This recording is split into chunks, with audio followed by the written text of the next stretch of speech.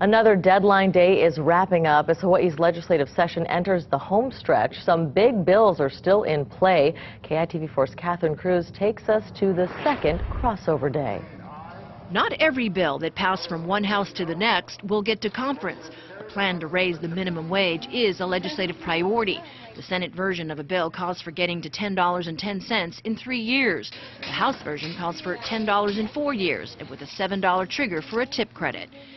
There was talk of a possible agreement that would keep the bill from dying in conference like it did last year. There is a commitment to raising the minimum wage, so, the hope is that it doesn't get sidetracked again. Senator Clayton He's office still expects the bill to wind up in conference.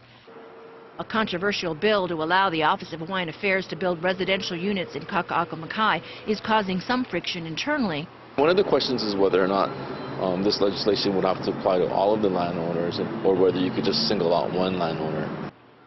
Kamehameha Schools is one owner. Howard Hughes is another. Opponents say while the bill passed an overwhelming House vote the other day, they were told by Representative Scott Saiki he believed the bill wouldn't survive conference. We don't appreciate that kind of statement because we go into conference with eyes wide open. And that's how we do things around here. We don't want the public to be thinking that, hey, listen, this is a planned deal. In these waning days of the session, decisions about what bills live and die are decided without public input.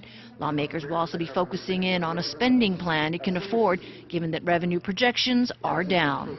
We had proposed cuts of $100 million more than the House did. So we passed the budget early so that we would have more time in conference to work through the budget. Ige said there are a lot of asks that just won't get funded.